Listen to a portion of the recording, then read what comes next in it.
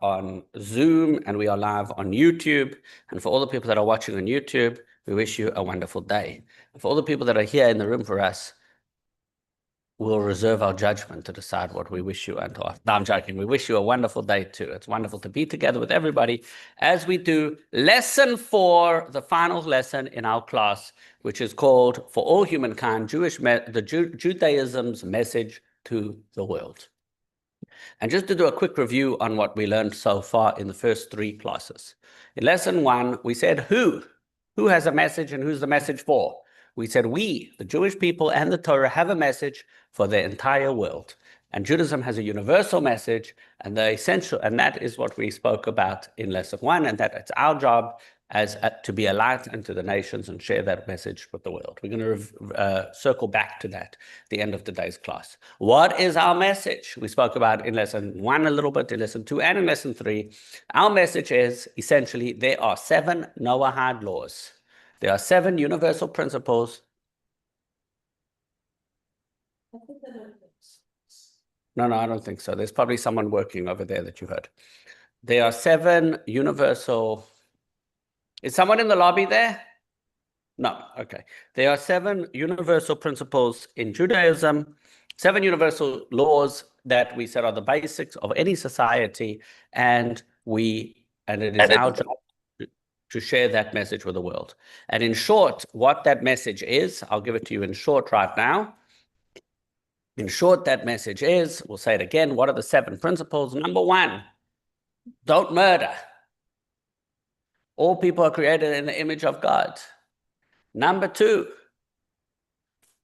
don't worship idols. There is one God, and that a world which follows the one God is an orderly world. And a world where the gods are all fighting with each other, and the people are, then all the people are going to fight with each other, and all kinds of chaos is going to ensue. The reality there is only one God. You remember the old story? The old story about the boy who goes to... A boy goes to a non-Jewish school. I don't want to, you can decide which religion he goes to yourself. And he goes to school and he learns all about God, and he hears about the Lord, the Son, and the Holy Ghost. I'm going to say a Catholic joke. And he's a Jewish boy, gets sent to a Catholic school, comes home on the first day, and he tells his father asks, what did you learn in school today? He said, this is what I learned. His father looks at him, he says, Johnny, I'm going to tell you this once, and I'm going to tell you this for all time. There's one God, and we don't believe in him.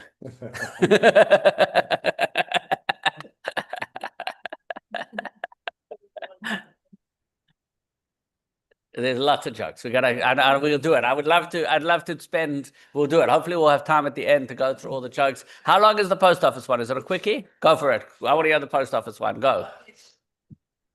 But it's the last one. I know everybody. I know Jerry has another one, but we're not doing yours. Jerry, go. I know. Go. No, Elaine, go.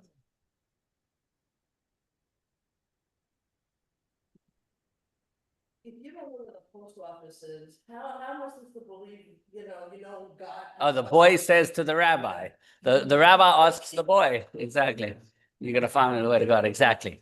Okay. So everyone, what? 7 laws. What are they? Don't murder. Everyone's created in the image of God. 2, there is only one God.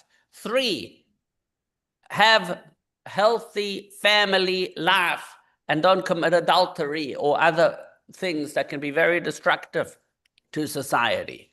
4, don't be cruel to animals, and especially not to rip the limb of a living animal and eat it, which includes all cruelty to animals. And this is, by the way, you know why people would do that? People would do it because you could cut off a little bit of meat from the animal, have it for dinner, and the animal will live, and it will grow back, and you can have more of it tomorrow in a world before refrigeration. Can you imagine or it won't grow back, but the animal will live another day, and you'll have fresh meat tomorrow. But could you imagine how cruel that is? And people do that. And by the way, things like this still go on today. There's so much cruelty to animals in our world. We have to be less cruel to animals. Okay? No cruelty to animals. Number 3, that was number 4. Number 5, don't curse God. Cursing God cursing God means when one curses God, it is, we said already, it's the ultimate expression of lack of gratitude for all the blessings in your life. It's one thing. You want to be angry with God. Firstly, you can't stop a person being angry. You can't tell a person, don't be angry. You're angry, you're angry. It's a feeling. That being said, we do tell people that God has a plan, and you got to be, but to think you know better than God is a little stupid also. But anyway, we're not going to do that today. We did it in a previous lesson. I can't. I love the question. Come back on another day and ask me more about this discussion. I understand. Don't curse God. There's a difference between angry and cursing God. There's a difference between anger and cursing. It's a big difference. Number 3, number 5, number 6. Don't steal. Don't steal. Don't steal. We spoke about micro looting. The latest phase amongst progressives in New York is this thing called micro looting. And by the way, and on the other side of the fence, the amount of theft and corruption that goes on from everybody is forbidden. No corruption. No corruption, Mr. Fensterstock. You hear that? And finally, ladies and gentlemen, establish courts of law to establish a normal, good legal system that will enforce all these laws and all other laws that are necessary for the decent functioning of a society. So that is our message. That's the what. Towards the end of lesson 2 and lesson 3 especially, we said, how do we spread this message? We said we need to have moral education. We've got to work with kids to make sure kids are getting this education. It needs to be in the homes, we have to teach them this. In the schools, we have to teach them this. Everywhere, we have to teach them this. We also have to make sure that people know about God. And one of the practical ideas that we had in this class is we shared the message of the Lubavitcher Rebbe, who was very strong on believing and suggesting and encouraging that there should be a moment of silence in schools. And I know that for some people that's a controversial issue, and for some people it isn't, but it is definitely the Lubavitcher Rebbe's position, and we saw it and we spoke about it, and there we go. Now, ladies and gentlemen, that brings us to lesson 4.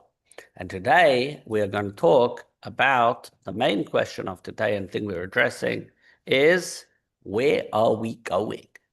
What's the destination? What's the goal with everything? What are we trying to achieve here? Where are we going with all this? So let's open up our books, ladies and gentlemen, to lesson 4.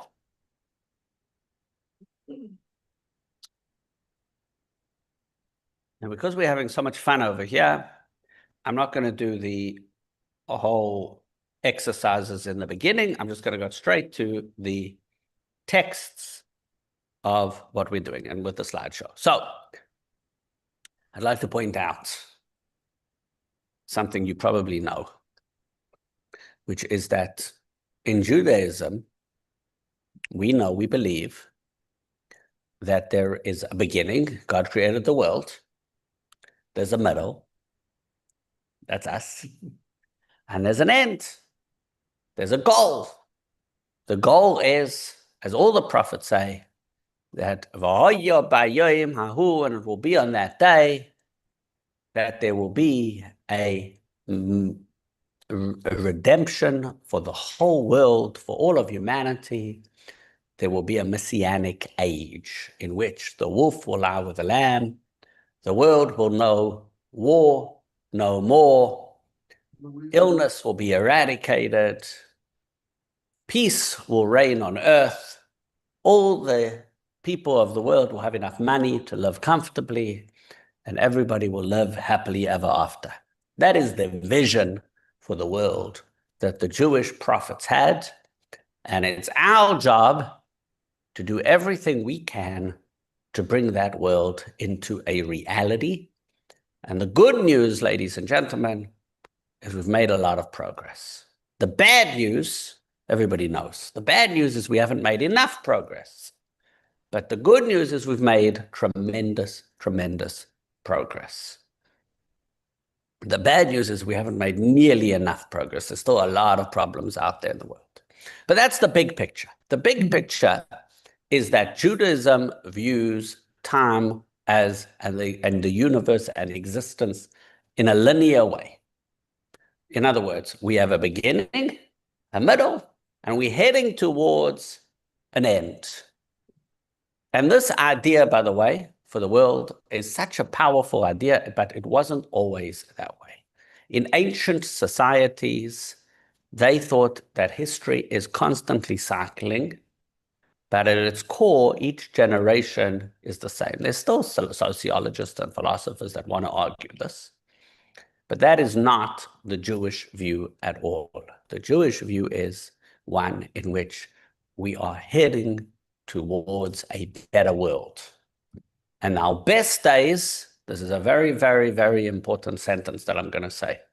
It's probably, if I would say the most important sentence, if I have to say the most important message that I can give today, I'm going to sum it up. I don't think I've ever articulated it in this way, but when I heard this phrase, changed my life to hear this phrase. I heard this phrase about 15 years ago, and it's a phrase that changed my life. And it's an axiom in Judaism. The best days are in the future and not in our past. Our best days are in the future and not in the past. So many people think that the best days are behind us. It's false. The best days are in the future and not in the past. Can I get you anything, Elizabeth? Are you okay? Yeah, that's true. Last week. So it's very important for us to remember that the best days are in the future and not in the past. So many people think, oh, in the old days, everything was good and now everything's terrible, right? How often do we hear that? The good news is, ladies and gentlemen, our best days are in the future and not in the past. That's the reality. In every generation, everybody always thinks, oh, when I was young, it was better than it is now. For some reason, nostalgia is something that's built into the human psyche. I don't know why. We'll ask our resident psychologist to come up with a theory for us why humans need nostalgia so much and why they have such a hard time being optimistic about the future. I don't know. Do you know why?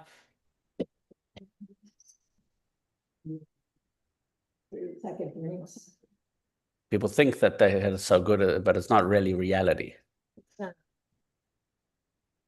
In a way, it's a good thing in art because if we see the bad things only in the past, we get depressed. We get depressed. So we idealize the past, and it's very interesting. It's a rebalance. It allows us to be able to. That's so interesting. By the way, do you hear the gems that are flying this morning are very powerful. I just want to say the idea, we need the idealization of the past in order not to get depressed. Very interesting. Very, very, very interesting.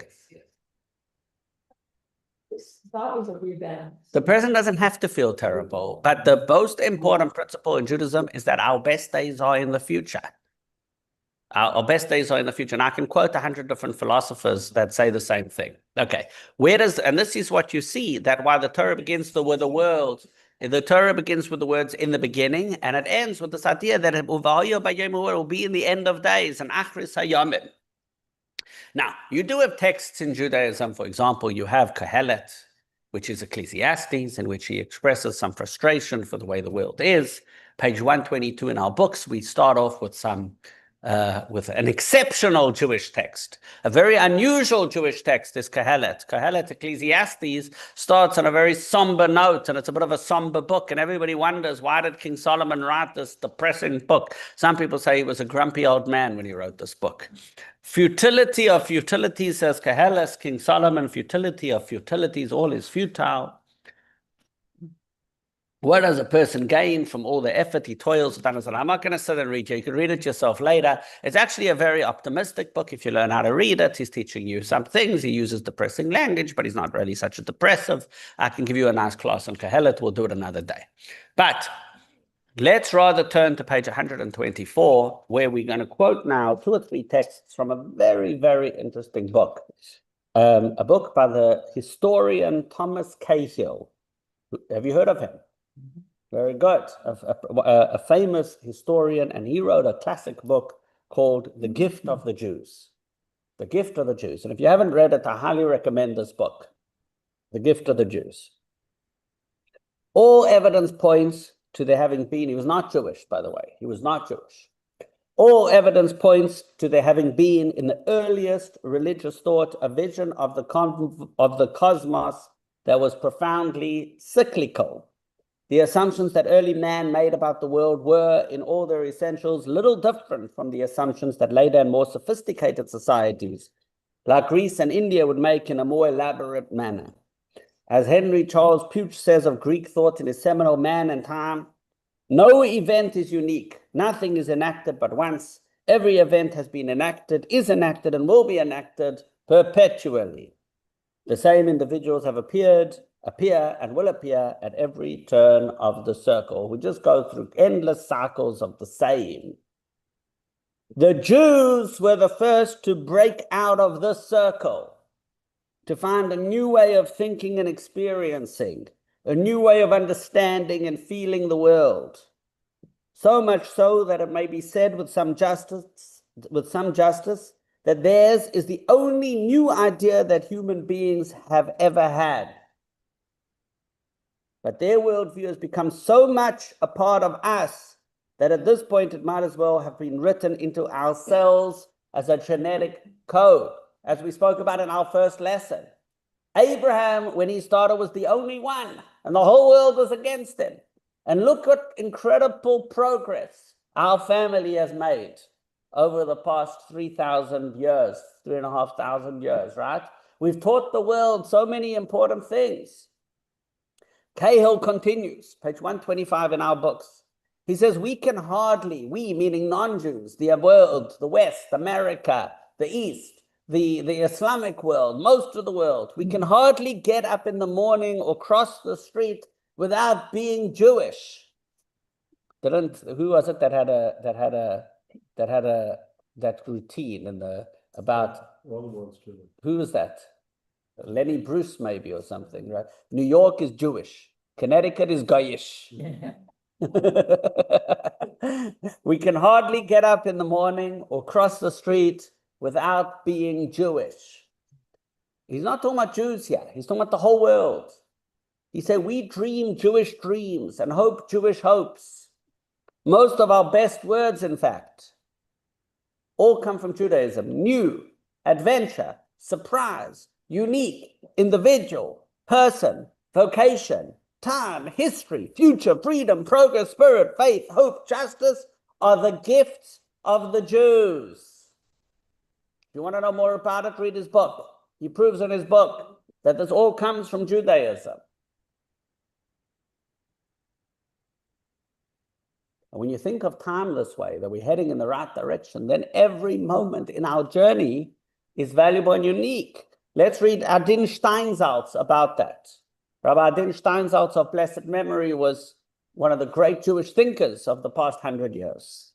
And he says like this, time is not a random collection of undifferentiated moments, each following the next in an endless stream. Just as every location in space has its own individuality, so each moment in time is distinctive in character. One can never return to a moment in time once it has passed. In other words, time is sacred. Every moment has its infinite potential. I remember lying on the couch as a kid, watching some mindless show on television. And one of my father's friends, Akiva Sentner, walked into the house. I remember this very well. I was about 14 or 15 years old. And he asked me, what you're doing? I said, I'm just killing time. And he like, killing time? It's your greatest gift from God. The opportunity of every moment made a big impact on me. Right? So when you especially, if time is cyclical, so I'll have it again next week. What difference does it make what I do with today? But if we're heading in the direction, every time becomes sacred and every moment has its unique potential, that's an incredible thing. As Steinsaltz continues on page 126, we can therefore understand the deep dread within the Jewish tradition for wasting time. Each wasted moment represents a lost opportunity that can never be replaced. And this idea of Jews and the gift that Jews gave the world is very much part of Paul Johnson's famous book, the historian Paul Johnson, who wrote, what was his book called? The History of the Jews. The History of the Jews by Paul Johnson. It's a much bigger book than the Thomas Cahill book. But he does a comprehensive history of the Jews. Somebody told me he didn't like it because it was a little too Christian in a few parts, but that's just one man's prejudice. Overall, it's a very good book of history of the Jewish people. No people, have you read it? Who read Paul Johnson's History of the Jews? You haven't read it? You know about it? Yeah. Okay. No people has ever insisted more firmly. It's a very positive book about the Jews. No people has ever insisted more firmly than the Jews that history has a purpose and humanity a destiny. At a very early stage in their collective existence, they believed they had detected a divine scheme for the human race, of which their own society was to be a pilot. They worked out their role in immense detail. They clung to it with heroic persistence in the face of savage suffering. The Jewish vision became the prototype for many similar grand designs for humanity, both divine and man-made. The Jews therefore stand right at the center of the perennial attempt to give human life the dignity of a purpose.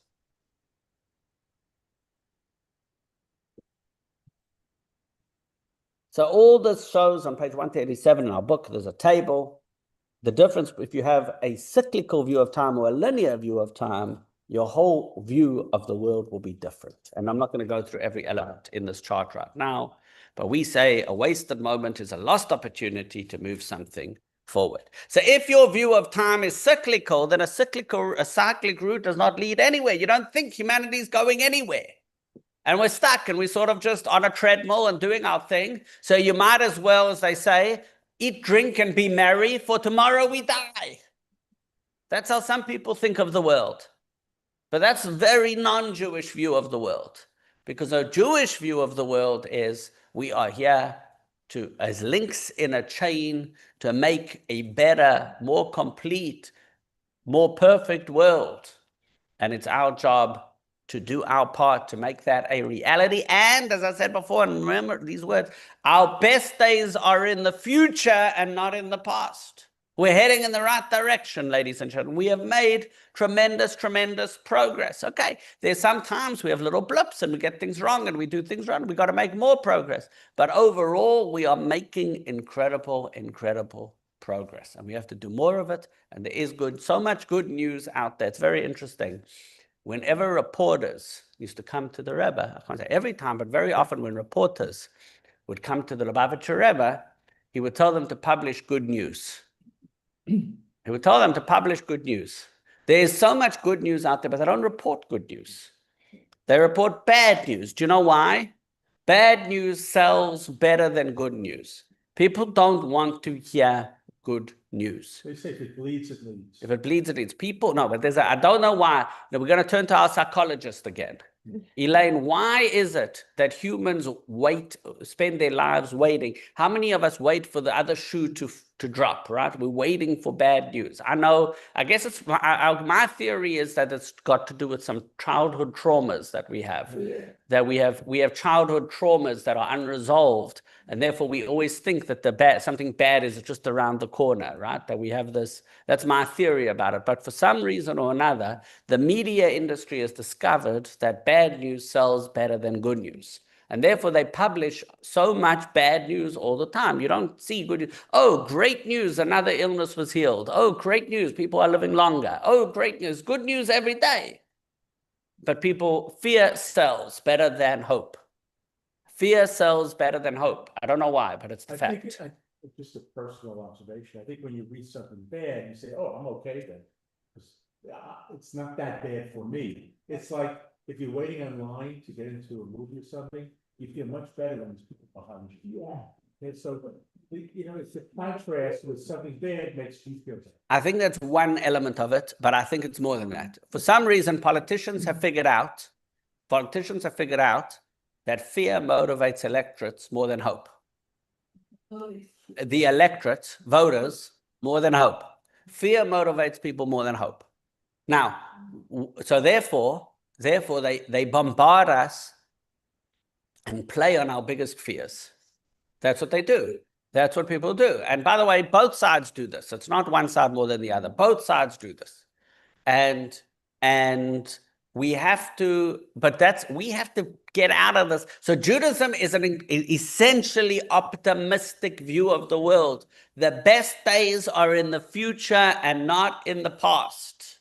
Our best days are in the future, not in the past. And that is the direction we're heading in. That's our message. That's our message for the world. I think it's one other thing, Judy, and this, it's again, a personal thing. No matter how, if you've done something wrong, comes Yom Kippur, you can get redemption.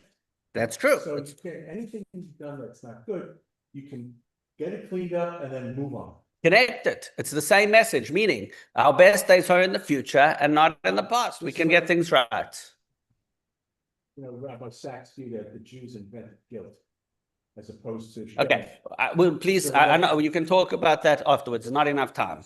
I know where you're going. We can't talk about it today. Hey, Jerry, very insightful, but not for today. Thank you, Mr. Fensterstein. Okay, with this view of time, with linear purpose, change is real, redemption is possible, and hope is realistic. See, if you believe that we're just cycling and that we're just going through the same things again, then everything's futile. So then what's for today? I mean, come on, what's a big deal? And who says things are getting better? Things maybe are getting worse. But that's not the Jewish view. We have to work very hard, but we are moving in the right direction. Change is real. Like Jerry says, tshuva is possible. Personally, it's very important. It's a very important thing, Jerry said before. Jerry said this is connected with the idea that Yom Kippur, we have the opportunity for atonement. Because change is real. We can improve. Redemption, by the way, all the mystics teach that global redemption begins with personal redemption. Close your door. What? We mute him. I love that you have a mute button. Okay. Global redemption begins with personal redemption. Each of us, ladies and gentlemen, our best days are in the future and not in the past. We have to fix what we did wrong. We have to fix what we did wrong. We can, and we have to move forward. And our best days are in the future, not in the past. So many people. Now, at every age and at every stage, we have something to contribute. That's why Elaine is writing such important books about embracing new roles at different stages of one's life, right? Making new choices. The other Elaine, there's two Elaines. Well, I'm waiting for you. Wait a second. I'm waiting for your book. Elaine, you should write a book. I want to read your book, Elaine. I want to read your book.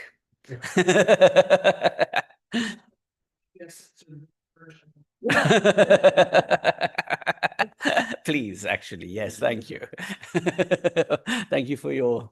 With linear purpose, change is real, redemption is possible, and hope is realistic. And that's the Jewish gift to the world. We are working towards a world where awareness of the Creator. Now we go a little deeper. So what is the view of the Messianic time? So I've been talking about the healing of all illnesses and the end of all wars and the optimism that we have in this respect. The mystics, as well as the rationalists, Maimonides articulates that what will happen in a Messianic age is an age of enlightenment. Who spoke about whose thing is the age of enlightenment? It's Buddhism. Yeah. Everybody, whatever. So a time of enlightenment. What is enlightenment? Enlightenment means the light of God will shine in the world, meaning everybody will become aware of God. That's what Judaism is talking about. A time when the world, imagine you wake up one day and you could see God in everything. Imagine that. Imagine you could see and feel and sense God in everything and how he creates the world and how he's right here with us at every moment That is what the Messianic age will be like. Now, that's it. Well, there you go. And the time will come, the time will come, the time will come when Mashiach will come, and the whole world will be able to sense that.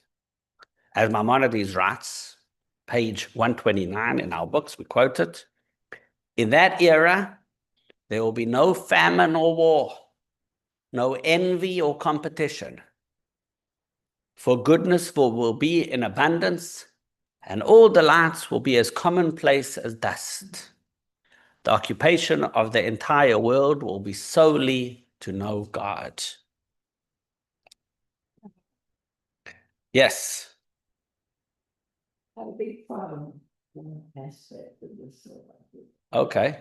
That the dead will rise again.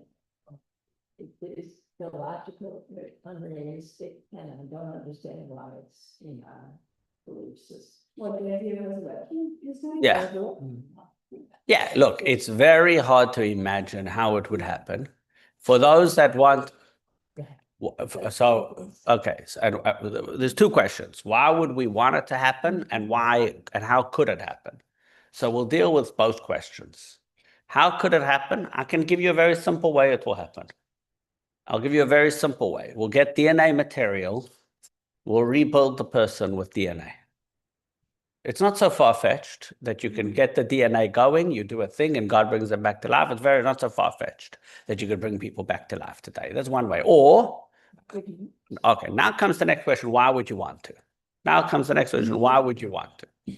So there's a great debate. This is very, very interesting question between Maimonides and Nachmanides about what the end of time will look like. Maimonides says that at the end of days, all people will be souls in heaven. That sounds good. Everyone will be in heaven. We won't need our bodies anymore, and we'll get to a state of that. That's what Maimonides says. Nachmanides says that the final vision for God's final vision is not that there will be souls in heaven, but there will be souls in bodies on earth.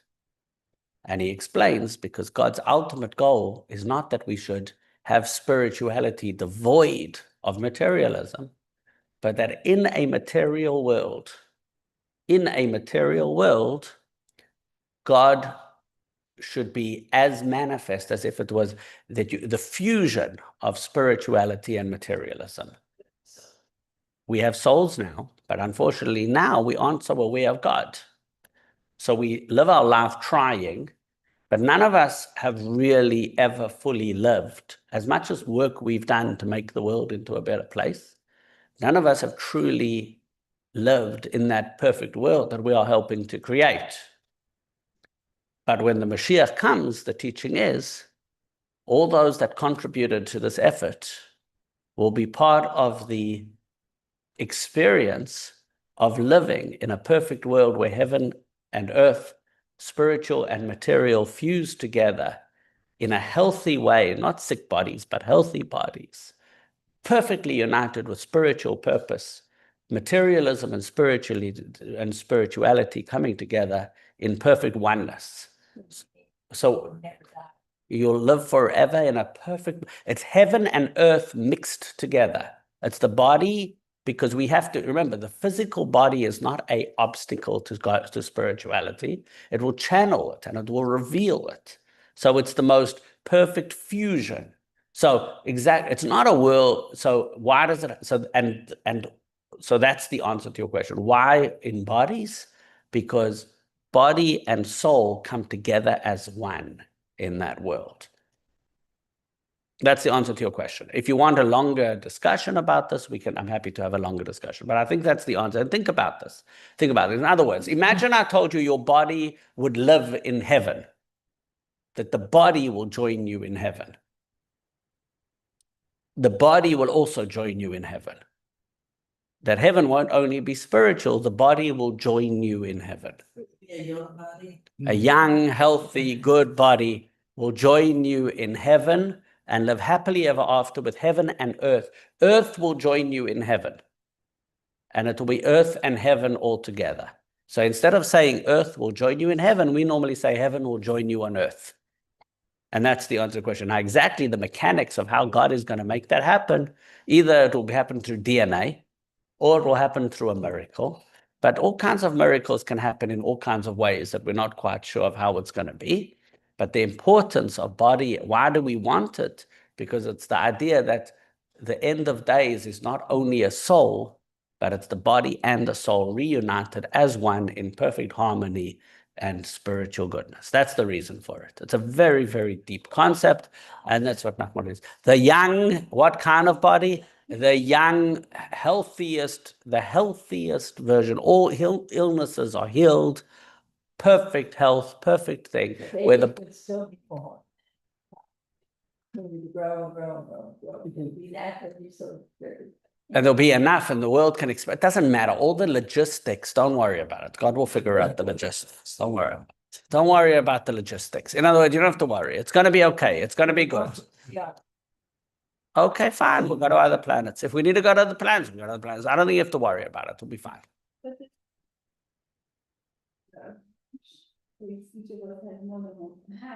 So that's another question. That's also so the answer to your question, which incarnation will come back? All of them. Imagine, it'll be amazing. You'll be able to sit and talk to yourself in another incarnation. All of them come back. All of them come back. I think there was almost argument. All of your incarnations will come back. All of your incarnations will come back. Say so. Yes, but different. It's like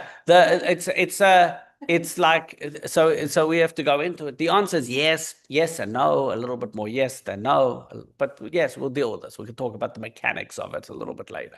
But we can do a class on this. We can do another class on this. But the answer to it is all your incarnations will come back and everything will be good and the bodies and the souls will be united as one and it's not a problem. And if it helps you to think of it better, to think that your body will join you in heaven, then think of it that way. If it helps you, but not a sick body, but a healthy body. And if it helps you to think of a heaven will join you on earth, that's also okay.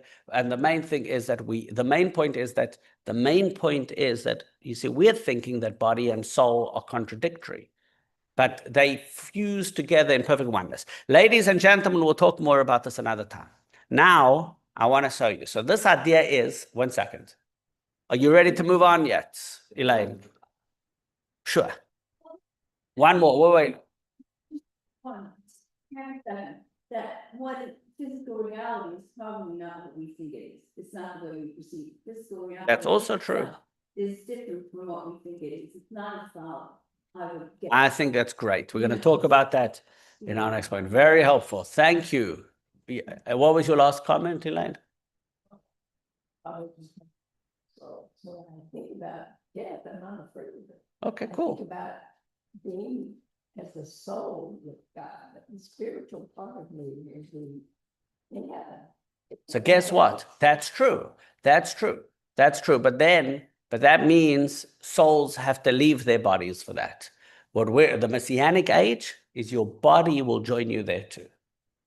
Or you will join your body there. It will be there too. And what type of body? The most highest form. See, that's very, very important. Wait a second. This is so important. I'm so happy we're having this conversation. Now I realize I understand what your question is. Now I understand it. Now I get it. And the answer to your question is because the body is very, very important. Judaism, in other religions, they don't realize how important the body is. And they don't realize how important the physical world is. And they're trying to transcend the physical world. In Judaism, where we believe that God ultimately wants a home in this world, and that physical and spiritual merge together as one and reveal each other, and they're not contradictory. And that's why the ultimate end is in a physical body, because it all comes together as one. Okay, I can't spend more time on this today, ladies and gentlemen, although I'd love to. We're going to go on. Here comes such an important thing. Did you know, ladies and gentlemen, this is the letter Aleph. You see it? That's the letter Aleph. And Aleph, it comes from the word Aluf. You know what an Aluf is? In Hebrew today, an Aluf is a general. A general. The commander-in-chief. The manager, the master. God is, it's called Aleph because it reminds us of the Alufoi Shel Olam, the master of the universe. Or as we say in Hebrew, the Ribono Shel Olam. Aleph is one. Who's one? Who knows one? I know one. One is Hashem. One is Hashem. One is Hashem. In the heavens and the earth. You know that song? It's a famous Seder song. In Hebrew, they say, Echad miyodeya. Okay. We say, Shema Yisrael, Hashem Elokeinu, Hashem Echad. Hear, O Israel, the Lord is our God, the Lord is one. Aleph, one. Aleph is the first letter of the alphabet. Aleph is the true one. Who's the true one? Hashem. That's why the 10 Commandments, which we're going to read on Friday, begin with the word Anochi, which means I, which is Aleph. It's the first letter of the 10 Commandments, is the Aleph, also to remind us of the one God. Aluf, Aleph. Goyle. In Hebrew, they say Galut. You know what Galut is? Galut is exile. Golus is exile. Gole, it's the same word. It's just the same word in a different form. You know what happens if you reveal the one in exile? You know what happens if you take the Aleph and you put it into you reveal the one God in exile? You get Geula. You get redemption. The word Geula means redemption. You see what we did here? We just took the Aleph, moved it into after the Gimel, and you get, so here comes a beautiful text from the Lubavitcher Rebbe, page 130. This is a teaching of the Lubavitcher Rebbe. Page 130. The word Geula, redemption, has a fascinating connection. It is composed of the same letters as Geula, exile, with just an extra Aleph. Geula does not require us to abandon our life, actions, or the world as in Geula.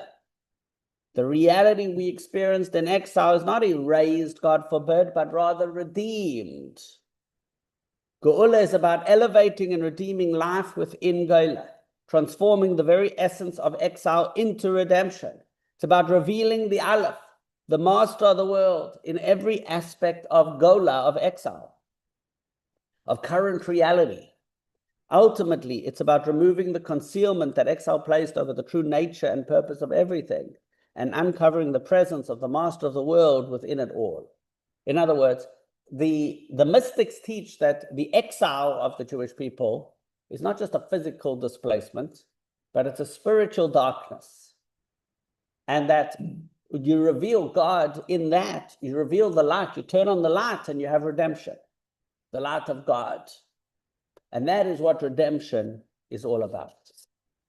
And so the process by which redemption takes place is through revealing God in the world. That's what brings about redemption. As the prophet says, page 131, and this shows us that it's not a uniquely Jewish thing, but it's a global phenomenon. As the prophet Zephaniah says, then I will transform the peoples, all the peoples of the world, to a clear language, so that they will all call in the name of God and serve him with one purpose. Once God is known in the world, then we all come together in oneness in serving the one God. Some people do it as Jews, some people do it as non-Jews, but we all get to serve and all will serve the one God. The prophet Isaiah says, page 132, the glory of God will be revealed, and all flesh together will see that the mouth of God has spoken. And you know what happens when the whole world realizes there's one God and that God is apparent, and not just realizing, knowing that there is one God, but can see godliness in everything? You know what happens then? Then the prophet says, the enemies of Israel will neither harm nor destroy on all my holy mountain, for the earth will be filled with knowledge of God as the waters cover the sea. If everybody's living a godly life, then we'll make peace. And we'll come together and we'll figure it out. That's the way. So how do we get all the people of the world to figure it out and live together in harmony and godliness? Bring more godliness into the world, and then we'll stop fighting with each other. This is our Middle East peace solution. Not just for the Middle East, for the whole world. Reveal God in the world, and all the fighting comes to an end.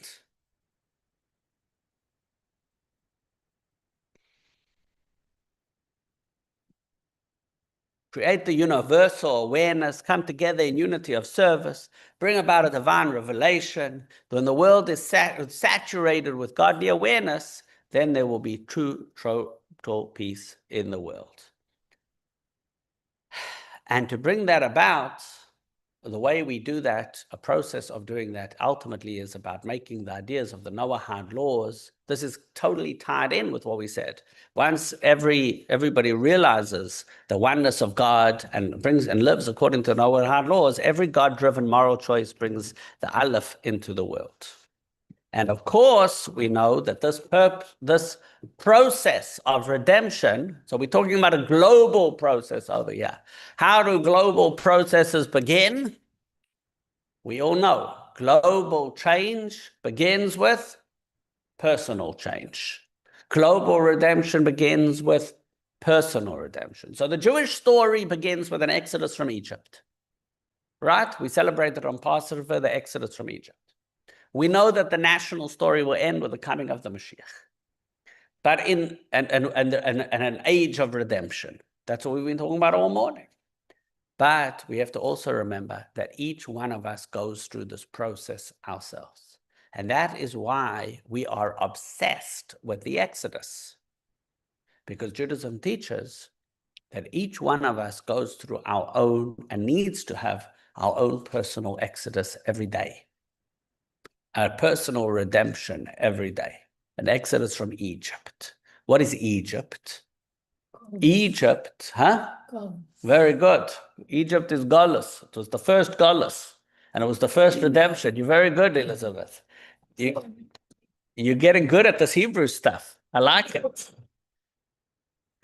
Page 133 in our books, the Mishnah says, B'chol der v'der chayev adam lireis ayes atzmei ki'ilu hu yatsa miMitzrayim. In every generation, a person must view themselves as if they left Egypt. We all know that the word Egypt is a narrow strait. Today, the whole world is obsessed right now and thinking about the Strait of Hormuz. The Strait of Hormuz is a narrow body of water that's causing a lot of tsaras, a lot of problems for the world, right? Well, it's not the strait that's causing the problems. The people are causing the problems. And the people that are stuck in a strait are causing the problem. So we have to go from the strait and we have to go into a broad place. Humans have to become more broad. We have to leave Egypt, which is a narrow strait. It was called Egypt, by the way, because everybody lived along the Nile River. It's desert everywhere else. So everybody lived along the Nile. And so they live, if you look at, even today, if you look at a map of where people live in Egypt, they're all living along in this very narrow strip. So a narrow strip is Egypt. If you're living in a narrow place, you're in Egypt. Personal narrowness. We have to get out and be more broad-minded, not so broad-minded that our brains fall out, Jerry. But we have to get out of it and become more broad-minded. Broad-minded about ourselves, about ideas, about God. About every one of us has to have an exodus. In other words, if you think you are broad-minded, so that's your new Egypt. In other words, you have to, whatever progress we've made, it's a constant journey. Yesterday's redemption is today's Egypt. Whatever we've achieved is great, but now we have to do it again. We have to go again and again and again, broader and broader, deeper and deeper. Every day leaving our personal exodus. Leaving our personal Egypt, having a personal exodus. And this is why we begin the 10 Commandments, which we're going to read on Friday. And just in case I forget to say it, I'm going to say it again, because it's probably the most important announcement of today. So everything I say is the most important, but not everything. The most important line of today is, our best days are in the future and not in the past. Okay? Remember that. Our best days are in the future and not in the past. It's so important. But the most important announcement of today is, now this is quite controversial, but it's true. If you have to go to shul once a year, which day of the whole year is the most important time to go to shul? Shavuos. To hear the 10 Commandments on Shavuos is the most important Torah reading of the year. It's more important than Rosh Hashanah and Yom Kippur. It's to hear the 10 Commandments being read from the Torah on Shavuos is the most important Torah reading of the year. And you're supposed to bring your children. And you should bring children and grandchildren and great-grandchildren, God willing, soon, in in good health, right? Or made. So that's but not so soon. That's so. But no, I don't. On Rosh Hashanah, no, I would. It's true, I do. It's true, I do. The most important thing on Rosh Hashanah is to hear the shofar. And to hear the shofar, you don't have to do it in shul. You don't have to hear the shofar in shul. You can come visit us. You can join us at the park where we do the tashlich and the thing. You don't have to do the shofar in a shul. But it's Chauffeur, eat cheesecake. no. So it's not the cheesecake. If the cheesecake is to make sure people come. The cheesecake is to make Successful strategy. is so the cheesecake. The cheesecake is so that the animal soul will also want to go to shul. That's all I want. Right? The godly soul comes for the 10 commandments. Huh? The shofar, you can blow at home. The shofar, you can totally blow for yourself at home. Okay, ladies and gentlemen, so we all have to go through our own exodus. What is an exodus? Thursday night, 5 o'clock. Tell us when you brought this out. Oh, you're right, it's Friday. So I gotta finish. Yeah. I got something else to. Okay, so seven. We study at night on this thing. You're right, Friday, Father's Day. We had a study thing in our synagogue. Okay, ladies and gentlemen, what is our own personal Egypt? Our narrowness. Where do we get stuck? Egypt is where we get stuck. Where do we get stuck? We get stuck in our habits. We get stuck in our labels. We get stuck in our personal limitations. All these things are our own personal Egypt. It's a wonderful story on page 134 in our book, a lovely illustration of this idea. When Jacob came to the well, remember he came to the well. He arrives in Haran and he arrives at the well. He's going to meet his wife Rachel at the well. Remember that? Jacob said, "The day is yet long. It is not yet time to gather the livestock. Give the sheep to drink and let them go back to pasture." What had happened? Remember, he comes there and he sees all the shepherds sitting around the well.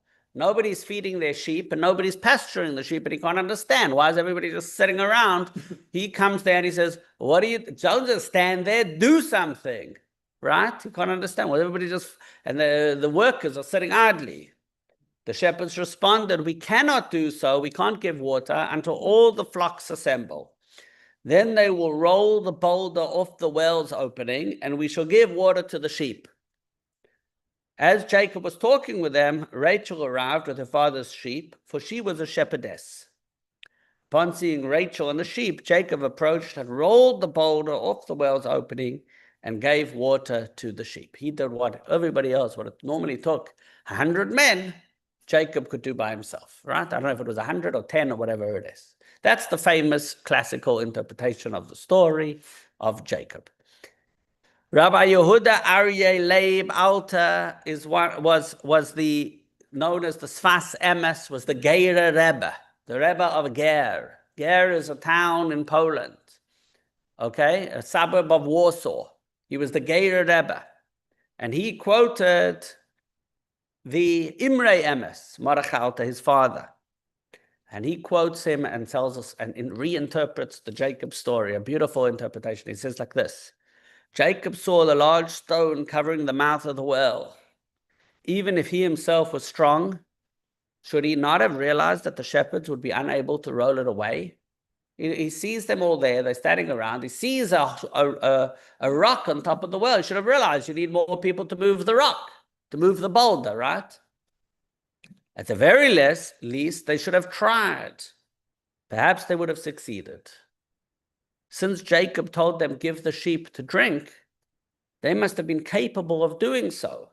For he would not have spoken falsely, God forbid. But if he saw the boulder, he's not an idiot, sees a big boulder, sees two shepherds, he should know they can't do it. Something's wrong here.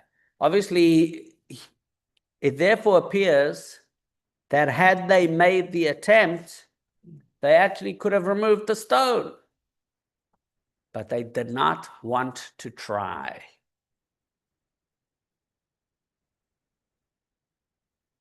there was a barrier and they were stuck and they didn't want to give it a shot. Why do you think the shepherds didn't want to try? Let's go a little deeper, ladies and gentlemen. Why is it that so often when we have a barrier in our lives, we don't want to try? Why do people get stuck? And no, how often have we met people that could have rolled the boulder off the issues in their life, but they don't do it. They don't even want to try. Why? Why is it that people don't want to try? Fear of failure. So one answer is fear of failure. They're afraid they might fail. Even though they probably can do it, they'd rather not try than fail. That's a good answer. What other reasons might there be? Fear of unknown. If this is not my situation, then what will it be? Some people are scared of change. Some people are scared of change, right? Is that what you're saying? That they don't know. It's unknown what's going to happen. So maybe some people are afraid they might fail. Some people are afraid they might succeed. Mm. Why? Mm. Childhood trauma. Sometimes it's childhood traumas. Could be lots of things, right? So very often familiarity feels safe. Also, willing, but they do not commit their will. And that's what I teach. Just because you're willing to do something, that's not active. That's not really choice. There needs to be action. So it's from being willing to will it. Very good.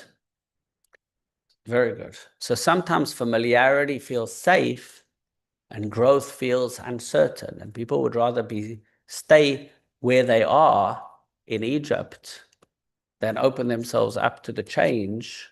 Even though they think it probably would be better for them, they're still afraid of it. Change is always. And change is uncomfortable. It's uncomfortable. So the shepherds saw the boulder as a verdict. This is the way it is. Jacob saw it as a challenge. Let's roll it off and see what happens next. I could do it. That is a personal redemption. Personal redemption means being willing to do sometimes uncomfortable things. More than willing, but actually commit to doing the uncomfortable things. A lot of us, we all have this. We get into a comfort zone and we sort of cruise. And making change is hard. And some people would rather just wait it out and see what happens than actually make proactive choices. But the reality is, if you don't make your own choices, somebody else will make other things will make the choice for you, and it's not necessarily the better option sometimes. And that's what we need to do. So this is the idea of a personal redemption. This is the idea of a personal redemption. So collective redemption begins with personal redemption. And it's interesting. I come from South Africa, as you know, where in the 1990s, the political leaders came together and made a choice under the leadership of Nelson Mandela to make positive change and see about working things out for the better of everyone together. And it's was the most inspiring time in the world. Obviously, some politicians made bad decisions since then, and some things got worse, and some things got better, and something this.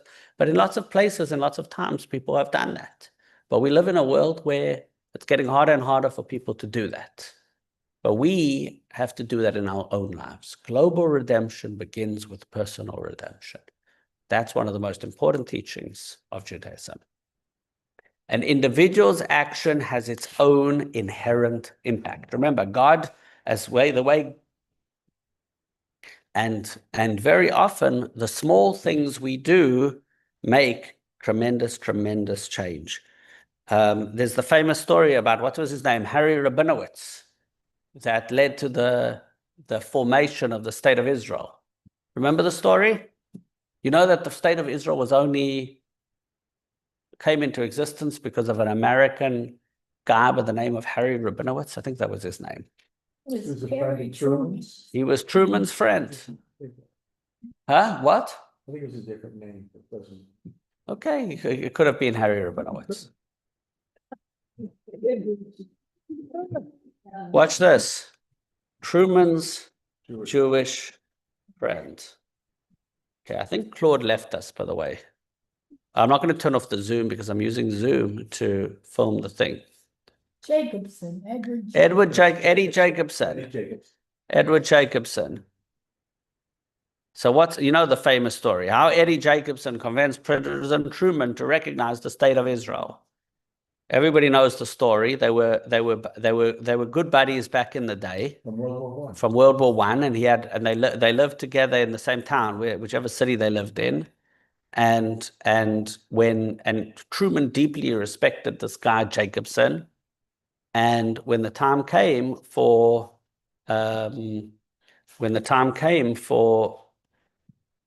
to see how America would vote on the issue of the founding of the state of Israel, one of the people that came to see Truman was this Eddie Jacobson. And Eddie Jacobson convinced Truman to recognize the Jewish state. He said, listen, I think he said something like, this is your moment in history, like sort of where, and you're either going to do it, he made the right choice. And what was it? It was his integrity as a human being. He was just an ordinary guy, but his integrity as a human being was what convinced Truman. So the reality is sometimes we don't understand what an impact we can make. We don't know where it could be. Just one thing that we do could have a tremendous impact in the world. So we've got a lovely story over here on page 138 in our books. Two stories. Let's start from the Midrash, page 137 and 138, about Jewish people making a nice impact through good deeds. The story goes that Rabbi Shimon ben Shetach bought a donkey from an Arab. His disciples went and found a gem hanging from its neck. They said to him, Rabbi, God's blessing makes one rich. Right? Because now, I skipped some slides. Let me just go back to where we're up to.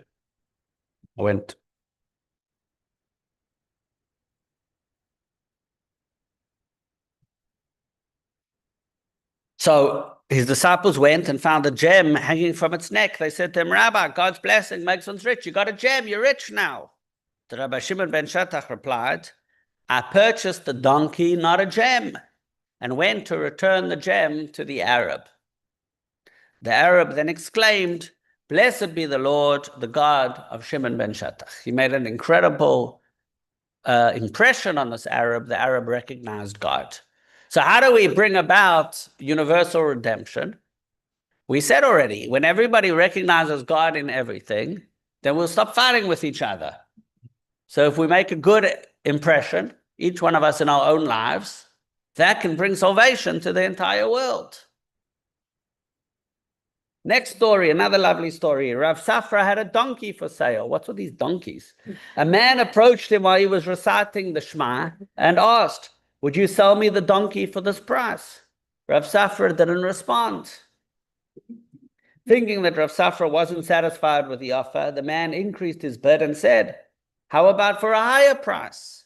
Again, Rav Safra remained silent. After finishing the Shema, Rav Safra turned to the man and said, as soon as I heard your first offer, I decided to sell it to you. I won't accept more than that. In other words, small, and what happens? You make a good impression. So each one of us living according to our beliefs in a good way makes an incredible impression on the world and brings about ultimately each act has an inherent impact. And now we're going to watch a video, ladies and gentlemen, about people making an impact through the choices that they make.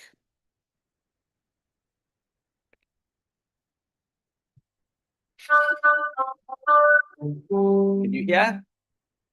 Good.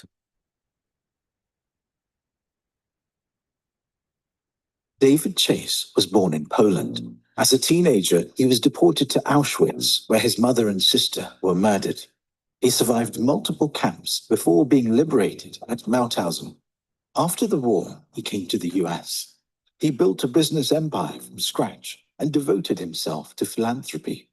Over the years, he developed a close relationship with the Lubavitcher Rebbe, who once sent him a personal request. I received a memo. Dear Rabbi David, it is not proper for a friend, ask a friend for a birthday gift. But in your case, because of the relationship that we have, I would ask you to give me a birthday present, which in fact would result in you putting on tefillin and saying at the Shema Yisrael. And if you can't do any more, I'll be satisfied with that. David quietly added daily prayer to his routine.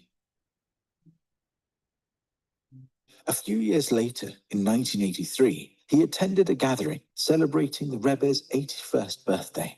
To his astonishment, the Rebbe shared a lesson drawn from David's private life. Als ich wäre ein Jid und da ist zerrechert, meilig Jonen, wie schon im Tevi sein, ihm bin in Beisei, und der Ewigste wird ihm geschenkt mit einem Chosim, so wie ich sehe, Echet geschenkt ihm von Nutzen Gesundheit, a Schiffung, wo schon am Medina a Yacht. Schaße ist ein Reis gefahren, Gedarke, bis Maul ist Mann, auf ein paar etliche Tage.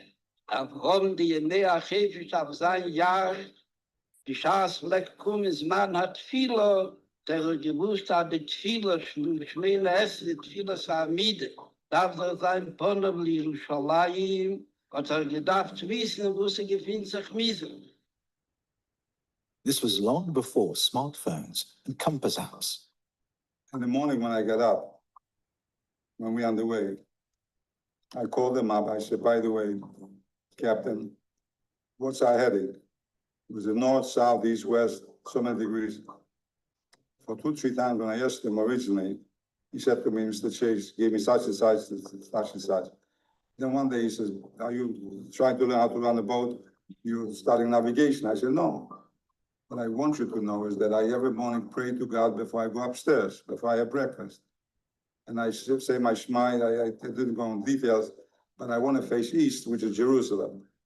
The captain was deeply struck. Iba sie sagt als nicht gucken dich auf drüber, Sergor, am Matzliach in Asoki. Natke die Kacha, der Gericht Achevil in dem Amishoris. Dichte mein Kopf, zu trachten wegen dem Nebischen, 3 Mal am Tag, wie Atke die Kacha. Und nicht nur zu Stammer trachten, nur stellt sich weg, nafsig mit Kolin Jono, und will mechaven sein, darf geponnen le Miser, gedei die Tfile soll sein, wie Tfile darf sein. Über sie sagt wird getan na trachten wegen dem Ewigen. Was sie davon Reis bepeert, das hat verbunden dem Nitiden mit der Mitzwe, das ist Schäle der Linie nach die Sorge, und das ist der Linie von einer von der Schäbe Mitzwe in der Nähe. Und wie bald a Mitzwe hat in sich a Teve, a Mitzwe, gereres Mitzwe, ist a sichere Sache, das wird euch gehabt, a Hemmscher, bei dem Resch Achevil, bei dem Katz, wo der Fall Yom Shel Yachrise, also getrechnet, Efscher, Ton, a Sache, wo das nicht bezählt wie Jesche. Und als der Mond, dass da eine neue Reihe von dem Nebischen hat es ihm aufgehalten.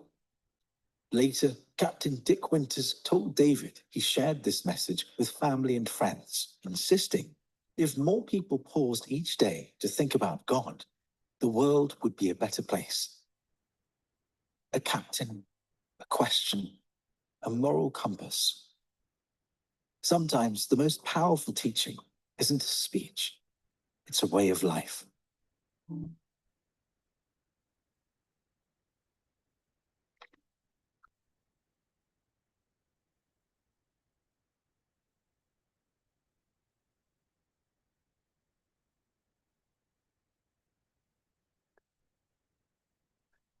So, ladies and gentlemen, any questions or comments?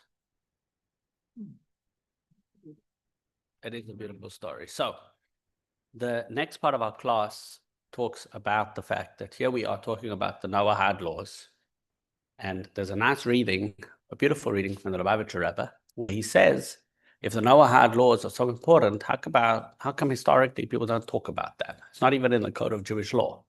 So he explains that historically, Jews were persecuted and didn't have it was dangerous for Jews to talk about these things. But in today's day and age, in a free world in America, we can talk about this safely, and we have to. Let's read that, page 140. It is well known from Jewish history that in earlier generations, even in countries where conversion was not technically illegal, Jews were extremely cautious about anything that might appear to assist conversion. Even when a person came on their own, Jews avoided actions that could be interpreted as advocacy or promotion of conversion. It was literally dangerous for everyone. Why? Because it could still be dangerous. It could lead to rumors, accusations, and hostility. There was also the fear that such incidents would be used against Jews in other countries, as we see from medieval disputations and even in later generations. The same applied to influencing a non-Jew to observe the 7 Noahide laws. This too could be viewed as interference in their faith, especially since one must say that these laws are to be kept because God commanded them in the Torah through Moses. Therefore, in general, Jews had to refrain from this because of real danger to life. In rare cases where something was done, it was with great caution and without publicity. This also explains why response on this topic were not publicized and why the law is not mentioned in the Shulchan Aruch and in its commentaries. In those times, it was a matter of danger to life. But where that concern does not exist at all, as in countries like ours, the directive does apply. Is one of the 613 mitzvahs to encourage non-Jews to observe? No, it's not one of the 613 mitzvahs, although it might be included in some of them because, for example, we have a mitzvah in the Torah to create a just society and to settle the earth in a proper way. So it would fall under that. And we definitely have the message from the prophets to be a light unto the nations and to make God known in the world. So it definitely falls into the thing. Exactly where it fits in, I don't think it's an exact one of the 613 mitzvahs. I wouldn't say it that way, but it definitely falls into the category of a lot of the mitzvahs.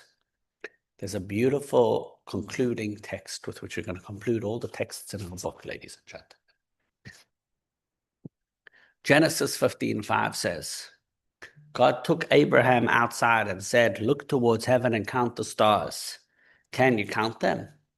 God said to him,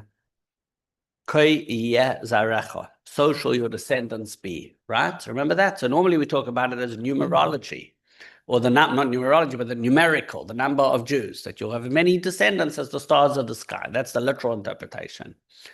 The Lubavitcher Rebbe, the previous Lubavitcher Rebbe, Rabbi Yosef Yitzchak, had a beautiful interpretation of this verse, page 142. He says, the Jewish people are compared to stars shining in the heavens.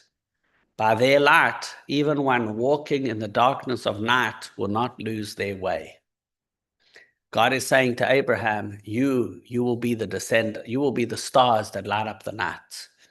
Every Jew, man or woman, possesses sufficient moral and spiritual strength to influence friends and acquaintances and bring them into the light of God's oneness.